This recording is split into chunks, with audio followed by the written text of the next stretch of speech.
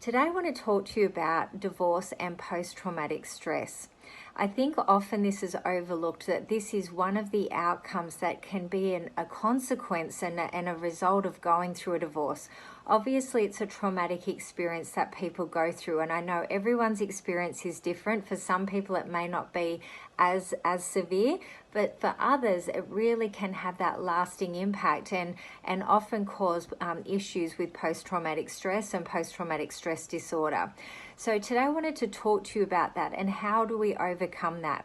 Now, what happens is we do change psychologically, physiologically, we change. Okay, research has shown that there's parts of the brain that actually change after going through a traumatic experience. Now, some of that can actually be restored and come back to its normal. However, the amygdala, the emotional center of the brain, becomes bigger after going through a traumatic experience, and that means that it actually changes us biologically.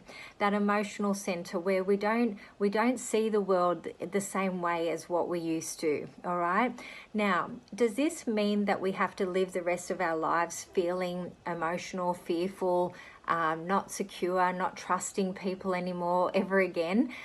Now, this can obviously be an impact that it does have on a lot of people, and I think it's really, it's sad. It's a shame to live your life like that. So the key is to get some help. Identify if that's happened to you. If you are struggling with that, look at that and acknowledge it and go, okay, maybe that has been the outcome for me, and do the work on yourself.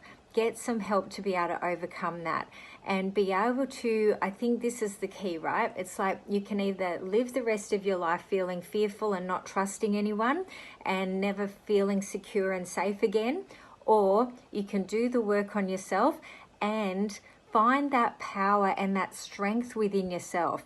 Okay, yes, you may not be able to feel as secure and vulnerable as what you used to, but it doesn't have to be a negative thing, because the key is to find that within yourself, empower yourself, find that strength and that ability to be able to feel secure again in your life. Okay, whether that's emotionally, financially, mentally. Make sure you find that within yourself. And I think that's how this becomes a blessing, because it means that you aren't actually as vulnerable as what you were before. And you can get back to a point where you can trust people again, because trust comes from being able to know that you are strong enough to bounce back and be okay no matter what happens. If you are living too fearful to trust people, it's because deep down you don't think you could recover if you were hurt. So get to that point where you're strong enough, you're secure enough, you're confident, you're empowered, and you are able to trust again. Because if it doesn't work out and someone lets you down, or you feel like the rug gets pulled out from under you, guess what? It's not pulled out, because you've got your own security, you've got your own foundation, and you are strong enough to go, that's not going to bother me as much as it would have in the past. Yes, I might be sad for a couple of days, but you know what? I'm so strong, I'm so happy in my own life that it doesn't matter if someone lets me down and I go through another breakup, because you know what? I'm creating a life that I love and I'm proud of.